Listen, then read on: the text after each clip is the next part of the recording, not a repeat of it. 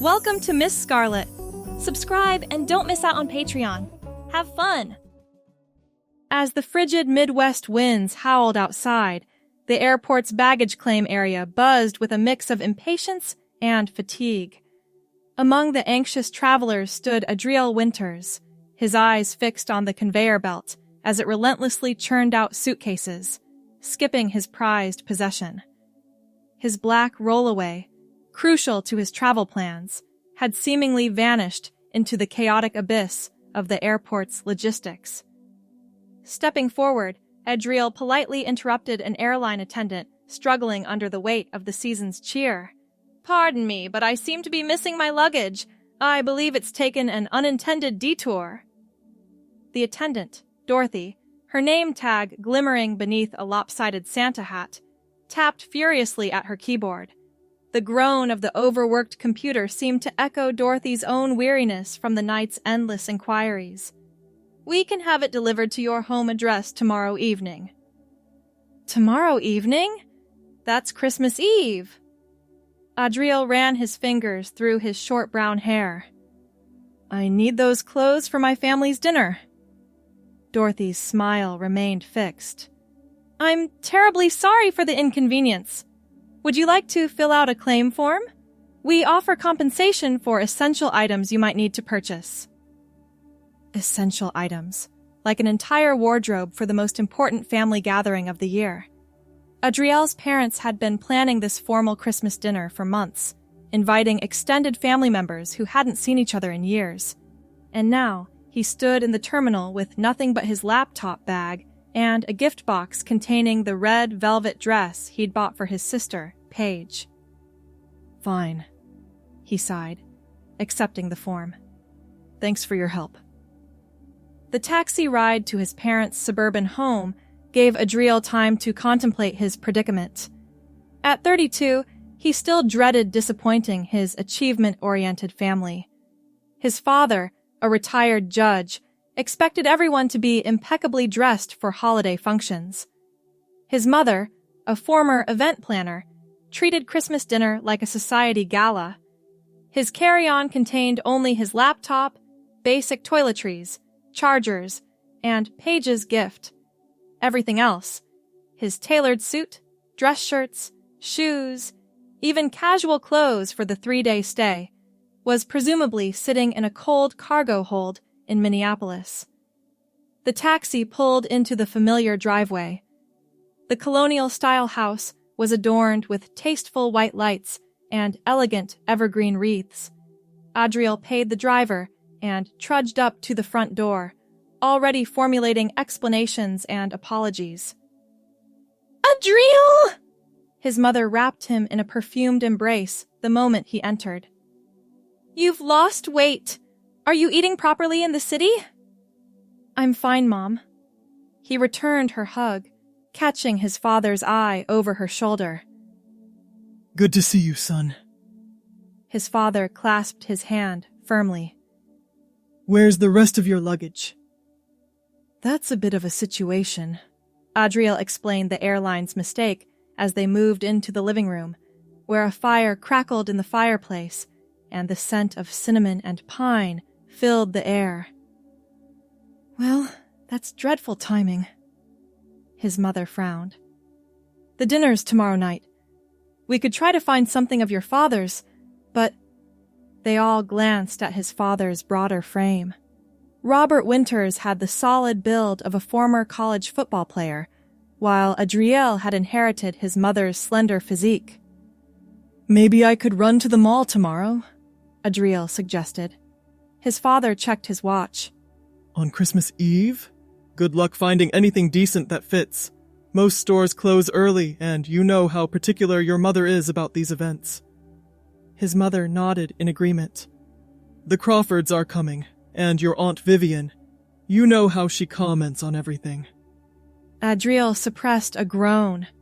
Aunt Vivian, his father's older sister, was notoriously judgmental, especially about appearances. The thought of facing her scrutiny in hastily purchased, ill-fitting clothes made his stomach clench. "Is Paige here yet?" he asked, changing the subject. She had to work late, His mother explained. She's flying in tomorrow morning. Adriel nodded, suddenly remembering the gift box he'd set down in the entryway. I have her present with me at least. That evening, after a light dinner and catching up with his parents, Adriel retreated to the guest room. He unpacked his meager possessions, placing Paige's gift box on the dresser. The room was exactly as he remembered from his last visit. Neutral beige walls, a double bed with a navy comforter, and wedding photos of distant relatives he barely recognized arranged on the wall. He opened his toiletry bag and laid out the contents: toothbrush, razor, deodorant, and the travel-sized bottles of shampoo and body wash he'd brought for the flight. Nothing that would help him appear presentable at a formal dinner. On impulse, he opened the white gift box and lifted the tissue paper. The red velvet dress he'd chosen for Paige lay folded neatly inside, its white fur trim gleaming softly in the room's lamplight. He'd purchased it from an upscale boutique after his sister had mentioned wanting something festive but sophisticated for the holidays. Adriel ran his fingers over the soft material.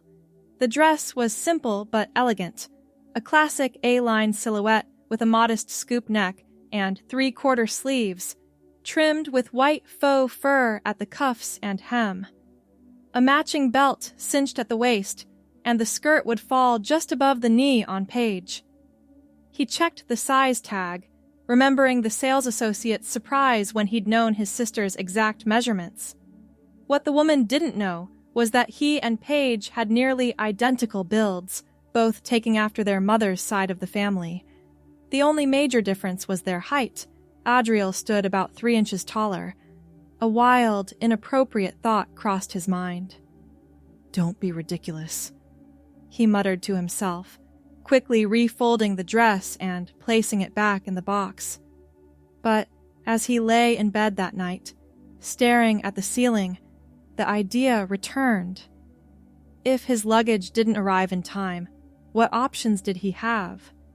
His father's clothes wouldn't fit, stores would be closing early, and the dinner was formal. Sweatpants or jeans were out of the question. The dress would fit him. He knew it would. Adriel rolled over, burying his face in the pillow. This wasn't the first time he'd thought about wearing women's clothing. Throughout his life, he'd experienced moments of curiosity, even longing, but had always pushed those feelings away. Growing up in a traditional household with a father who valued conventional masculinity had made it easy to suppress that part of himself. Still, the practical problem remained. He needed something to wear to dinner, and the red dress was the only formal attire available.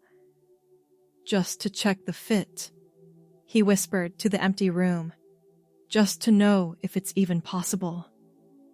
Morning light filtered through the curtains when Adriel finally made his decision. After a quick shower, he stood before the dresser, heart racing as he reopened the gift box. His fingers trembled slightly as he lifted the dress. The velvet was heavier than he expected, substantial in his hands. Without giving himself time to reconsider, he slipped off his t-shirt and pajama pants. Standing in just his boxer briefs, Adriel carefully stepped into the dress, pulling it up over his narrow hips.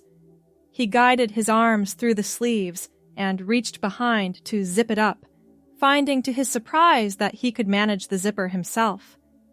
He turned toward the full-length mirror on the closet door and froze. The dress fit. Not just adequately, but perfectly. The velvet hugged his slender waist and draped elegantly over his hips.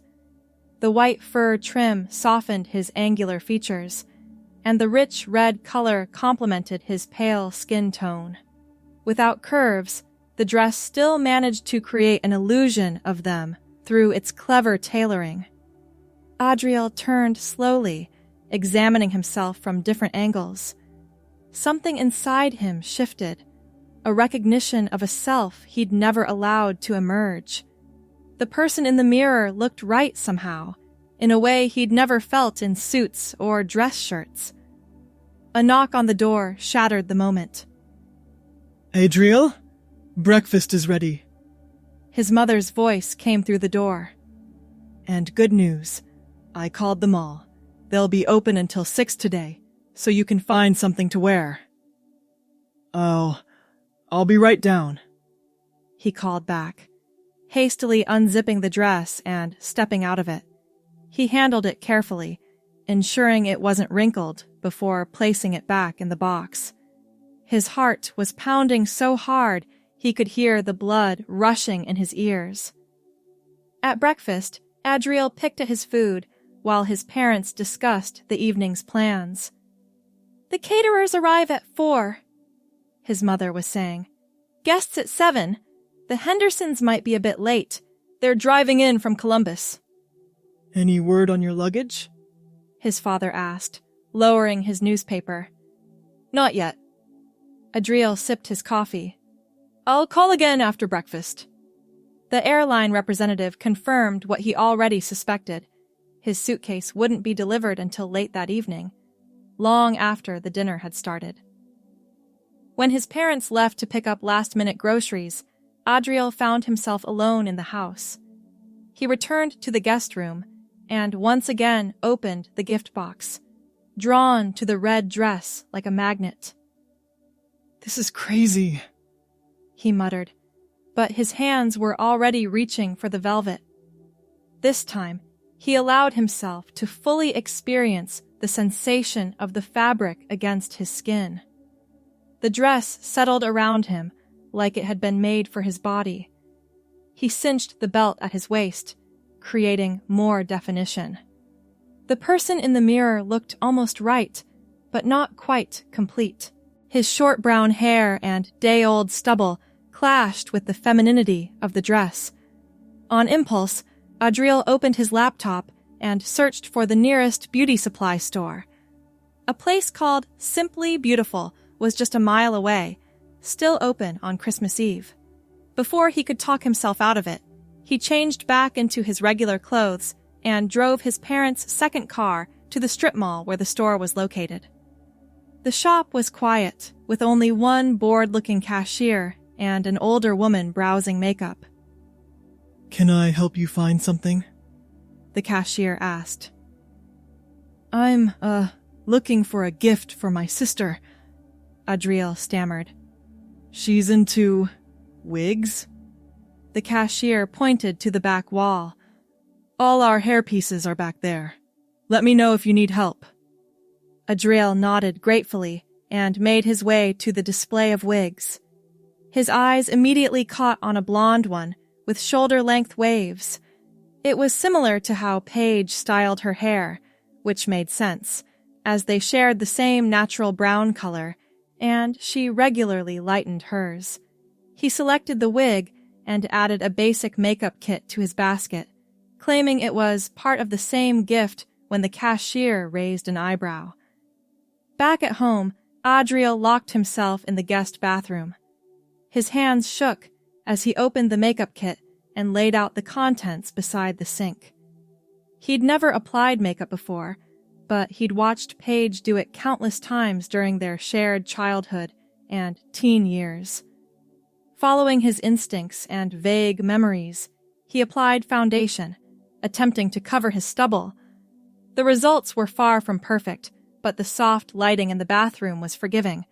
Next came blush, a neutral eyeshadow, and mascara. He nearly poked himself in the eye twice, but eventually managed a passable job. The lipstick was the final touch, a deep red that complemented the dress. He applied it carefully, pressing his lips together as he'd seen women do. The wig was more challenging. After several attempts, he managed to tuck his brown hair underneath and adjust the blonde waves to frame his face. The transformation was startling. With his angular features softened by makeup and framed by blonde hair, he barely recognized himself. A honking horn from the driveway jolted him out of his reverie. His parents had returned. Hastily, he removed the wig and makeup, scrubbing his face clean with soap and water. He hid his purchases in the bottom of his laptop bag and went downstairs to help bring in groceries. The afternoon passed in a flurry of activity. Paige arrived around 3, rushing in with her suitcases and immediately being pulled into kitchen duty by their mother. Adriel didn't have a chance to give her the gift privately, and as the hours ticked by, his initial plan seemed increasingly impractical. Paige couldn't wear a dress she'd just received, not when she'd already brought her own outfit for the evening. At 5 o'clock, with caterers bustling around the kitchen and his mother directing traffic like an air controller, Adriel made his decision. Mom. He approached her cautiously. About tonight. Oh, Adriel, did your luggage arrive? Please tell me you have something to wear. She looked harried, a pencil stuck through her updo. No, it didn't. But I've figured something out. I need you to trust me, okay? His mother glanced at him curiously, but was immediately distracted by a question from the head caterer. Whatever you need to do, honey. Just be ready by 7. Adriel retreated upstairs. His heart raced as he closed the guest room door behind him. On the bed lay the red velvet dress, removed from its gift box, alongside the blonde wig and makeup kit. Just for tonight, he whispered to himself. Just to get through dinner. He showered thoroughly, shaving his face with extra care. After drying off, he applied the makeup more deliberately this time, building on what he'd learned earlier. The foundation covered his stubble better, and he managed to create a subtle eye look that enhanced his naturally long lashes. The dress slipped on easily, the velvet caressing his skin. He fastened the belt, adjusted the white fur trim at the sleeves, and stepped into a pair of ballet flats he'd purchased at the mall earlier. Thankfully, his feet were only slightly larger than average for women's sizes. The blonde wig was the final piece. He secured it carefully, arranging the waves to fall naturally around his shoulders. He'd chosen a style similar to Paige's usual look, thinking it might help sell the illusion to his family. The woman who stared back from the mirror was a stranger, yet oddly familiar. She had his eyes, his nose, his mouth, but transformed into someone he'd never allowed himself to become. 7 o'clock approached. Downstairs, he could hear the first guests arriving, his father's booming laugh, his mother's gracious welcomes, Paige's excited chatter as she greeted cousins and family friends. Taking a deep breath, Adriel opened the bedroom door. The hallway was empty, giving him a moment to adjust his gait, trying to move more smoothly in the unfamiliar clothes. At the top of the stairs, he paused, suddenly terrified. What was he thinking? His conservative family would never understand. But it was too late to back out now. His luggage was still missing, and he had no other options. With one hand on the banister, he descended the stairs, stepping carefully in the ballet flats. The first person to notice him was his Aunt Vivian, who stood near the bottom of the staircase with a glass of champagne. "Well, hello there," she said, eyes narrowing as she tried to place the unfamiliar blonde woman. "Are you one of Catherine's friends?" Adriel opened his mouth, not sure what would come out. Adriel! Paige appeared suddenly, eyes widening in shock as she recognized her brother despite the transformation. She recovered quickly, taking his arm. "There you are. Aunt Vivian, would you excuse us for a moment?" Paige practically dragged him into the empty study, closing the door behind them. "What the hell?" she hissed, though her eyes held more curiosity than anger. "Is that my Christmas present you're wearing?" Adriel nodded, his cheeks burning beneath the makeup. "My luggage got lost. I had nothing to wear, and—" He gestured helplessly at the dress. To his surprise, Paige burst into laughter. "Oh my God, it looks better on you than it would on me." Her expression softened. "But, seriously, what's going on? Is this a thing for you?" The question hung between them, more perceptive than Adriel was prepared for. "I don't know," he admitted quietly. "Maybe. I've never really let myself think about it. But when I put this on, it felt..." "Right?" Paige supplied. He nodded again, relief washing over him at her understanding. "So what's the plan here? Are you going to tell everyone, or—" Adriel hadn't thought that far ahead. "I was thinking maybe I could just be your friend for the evening? Someone you brought along?" Paige considered this, tapping her finger against her chin. "That could work. Most of these people haven't seen me in ages anyway, and the ones who have won't question me bringing a friend."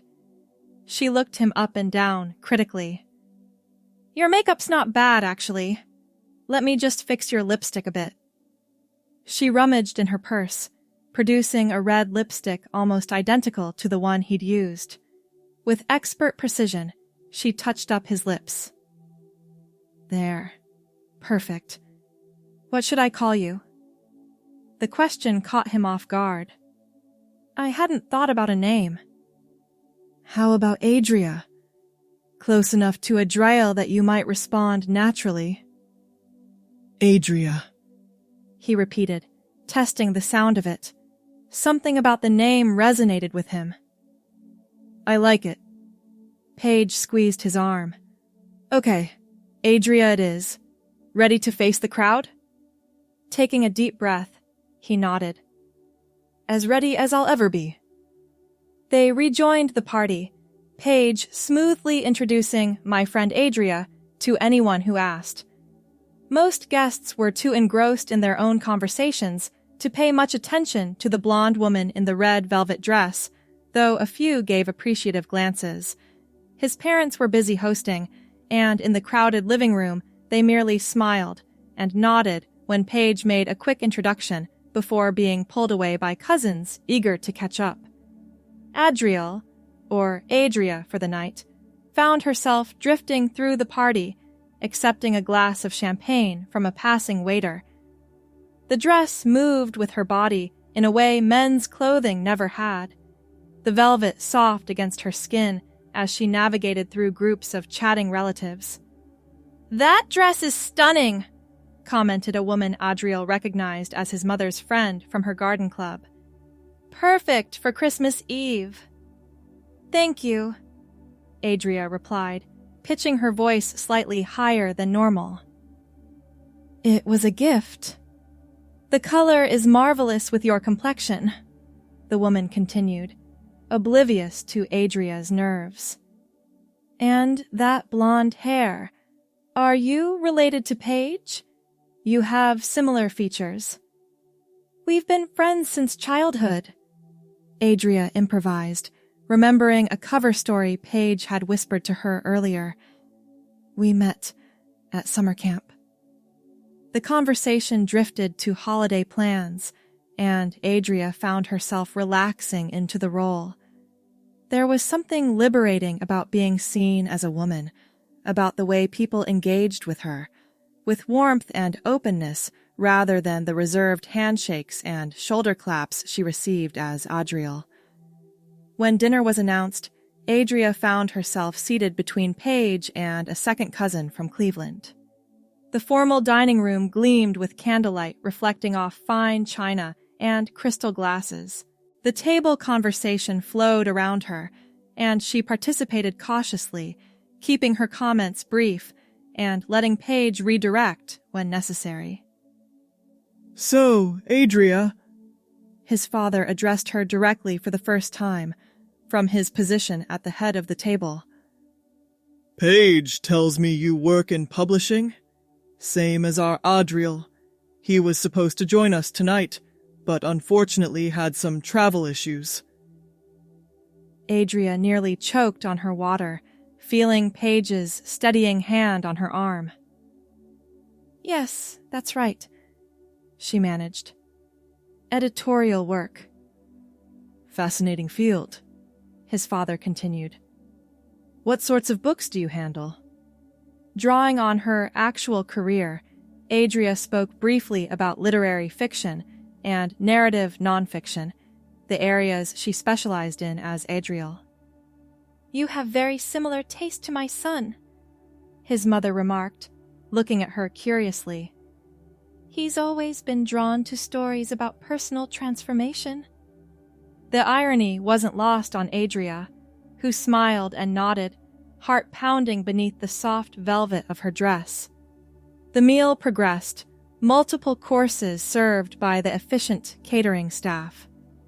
Adria found herself becoming more comfortable in her temporary identity, even enjoying the experience of being treated as one of the women at the table.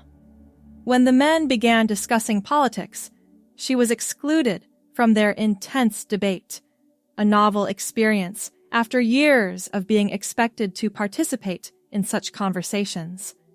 Instead, she found herself in a surprisingly engaging discussion with her aunt and female cousins about their careers and aspirations. These women, whom she'd known her entire life, suddenly seemed more dimensional, sharing perspectives she'd never been privy to before. I've always found it interesting, her Aunt Vivian commented, swirling her wine glass. How men think we only talk about frivolous things when they're not around. Little do they know we're solving the world's problems while they argue about tax brackets. The women laughed, and Adria joined them, feeling a strange sense of belonging. After dinner, the party moved back to the living room for dessert and coffee. Adria found a quiet corner, taking a moment to process the evening's events. The initial terror had faded, replaced by a profound sense of rightness that both thrilled and frightened her.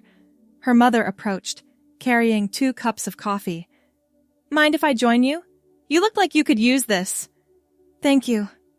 Adria accepted the cup gratefully, trying to maintain her disguise, though exhaustion was making it harder. Her mother studied her face for a long moment. You know, she said quietly, a mother knows her child, no matter what they're wearing. Adria froze, the coffee cup halfway to her lips. What? Did you think I wouldn't recognize my own son?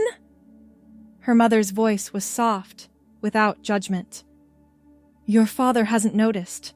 He never was very observant about these things. But I knew the moment you came down those stairs. Shame and fear washed over Adria. Mom, I can explain. You don't need to explain anything. Her mother covered Adria's hand with her own. The dress suits you. I always thought you had my build, my features.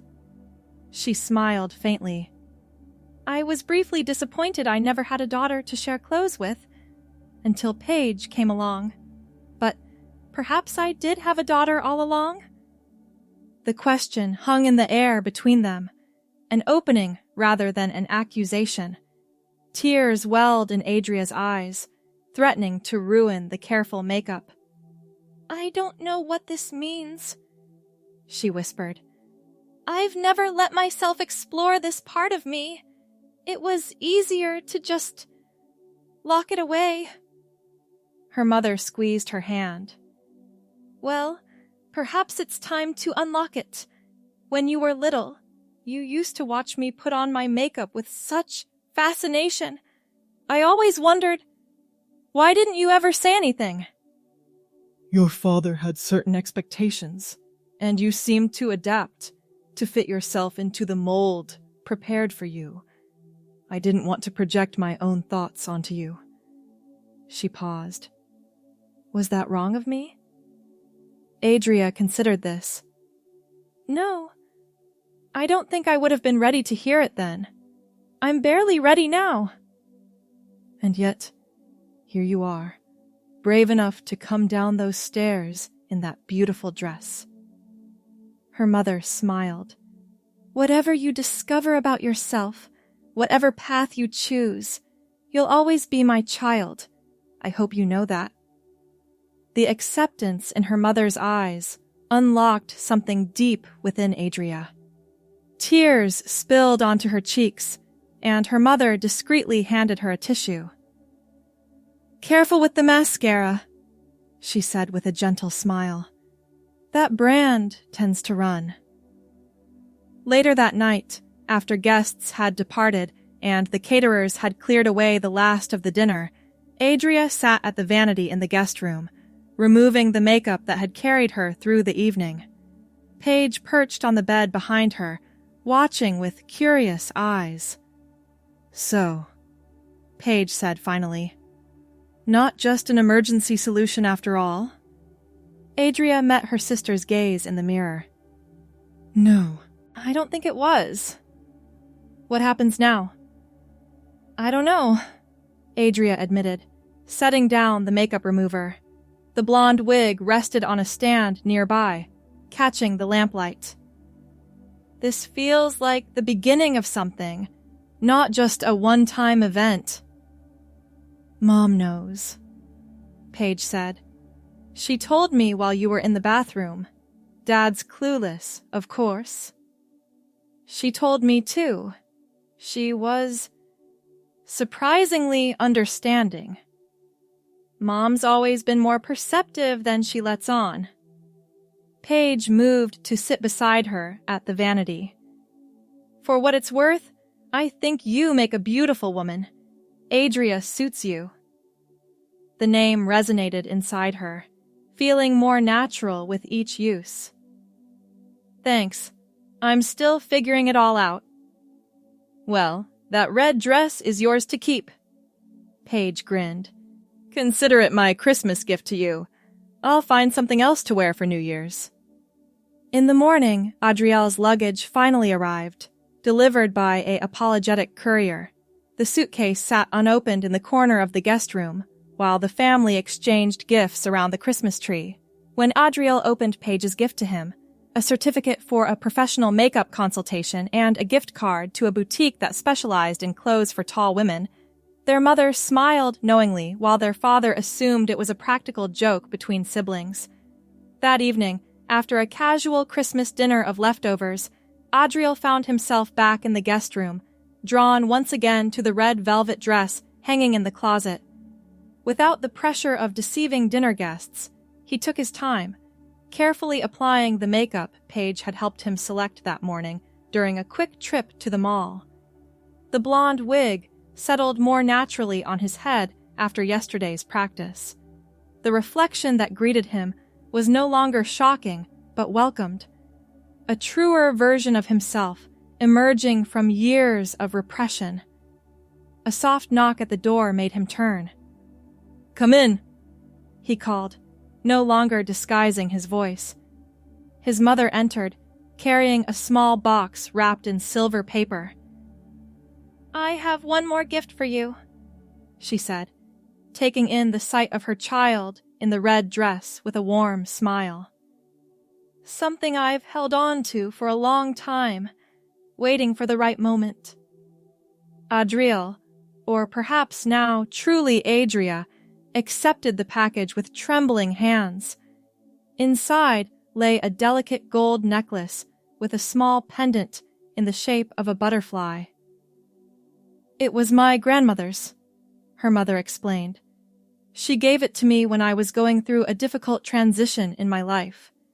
She told me the butterfly reminds us that transformation is natural, beautiful, and necessary. Adria lifted the necklace, tears blurring her vision. It's perfect. Her mother took the necklace and fastened it around her neck, the butterfly pendant resting just below her collarbone. There. Now your Christmas outfit is complete. They stood together before the mirror, mother and daughter unified in a moment of recognition and acceptance. "Merry Christmas, Adria," her mother said softly. "Merry Christmas, Mom," she replied, the name she'd been given for one evening now feeling permanent, right, and true. Outside, snow had begun to fall, covering the world in a blank white canvas. Inside, wrapped in red velvet and surrounded by family who saw her, truly saw her. For the first time, Adria embraced the gift of becoming herself, a transformation as natural and beautiful as the butterfly that now adorned her neck. Thanks for watching, my girlies! Be sure to check out Patreon for more!